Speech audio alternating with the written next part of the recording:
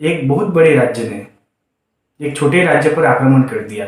छोटे राज्य का राजा बहुत ही चिंतित हुआ और उसने अपने सेनापति को बुलाया कि आप कैसे भी करके इस पर रणनीति बनाइए और हमारे राज्य को पराजित होने से बचाइए। तो सेनापति ने एक ही बात की, साहब इतनी बड़ी सेना है, इतना बड़ा राज्य है और हमारा तो छोटा राज्य है, हमारे पास बहुत सेना कम है, तो हमारी तो हार पक्की है, हमें बिना लड़े ही हार मान लेनी चाहिए। राजा बहुत चिंतित हुआ और वहाँ गया संत के पास में। संत ने कहा कि आप सबसे पहले तो उस सेनापति को गिरफ्तार कर लीजिए और जेल में डाल दीजिए। ऐसा सेनापति किस काम का जो पहले से ही हार मान ले। उन्होंने कहा वो सब तो ठीक है, लेकिन मैं नया सेनापति किसको बनाऊं? उन्होंने कहा मैं बनूंगा। संत ने कहा मैं बनूंगा। राजा भी सोच में पड़ गया, जीवन में कभी इन्होंने न कोई अस्त्र पकड़ा न शस्त्र, और अब ये सेनापति बने यूं कह रहे हैं तो यह कैसे संभव हो पाएगा। तो भी संत की आज्ञा मानकर उन्होंने उनको सेनापति बना दिया।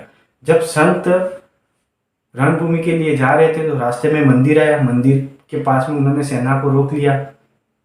सेना को रोक के कहा मैं भगवान से पूछ के आता हूँ कि हम जीतेंगे या नहीं जीतेंगे। सेना ने कहा यह कैसे पॉसिबल है? उन्होंने कहा जीवन भर तपस्या करी है, इतना तो बनता है, पूछ के आता हूँ। अंदर मंदिर में दर्शन करने चले गए। वहां पर देखा इन्होंने। जब वापस आए तो भाई सेना ने कहा क्या कहा भगवान ने? तो उन्होंने कहा भगवान ने कहा है कि इस मंदिर में आज रात को अगर प्रकाश उत्पन्न होता है तो आपकी जीत पक्की है। सब जने रात भर बैठे रहे। रात को जैसे जैसे रात हो वैसे प्रकाश उत्पन्न होता जाए। सब सैनिक खुश, बस इनका इरादा पक्का हो गया कि हम तो जीत जाएंगे। इन्होंने मन लगा के युद्ध किया और जीत के आ गए। अब जब वह जीत के वापस आ रहे थे तो सेना ने देखा, जब वो मंदिर आया तब उन्होंने संत से कहा, सेना ने, कि आप मंदिर में जाके भगवान का शुक्रिया कर दीजिए क्योंकि भगवान ने तो इसकी घोषणा पहले ही कर दी थी। संत ने कहा कि इसकी कोई जरूरत नहीं है। तो सेना ने कहा क्यों? उन्होंने कहा कि मैं जब दर्शन करने गया था तो वहां एक दीपक जला के आया था और उसी दीपक ने रात को प्रकाश उत्पन्न किया और आपके उसे भगवान द्वारा किया हुआ एक चमत्कार आपने समझ लिया।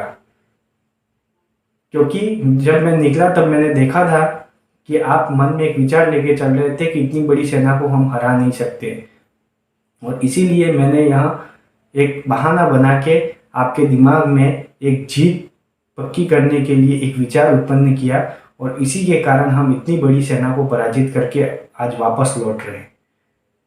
क्योंकि आपने मन में यह बना लिया था कि अब हमें जीतना है और हम जीत के रहेंगे। और इसीलिए कहा जाता है मन के हारे हार, मन के जीते जीत।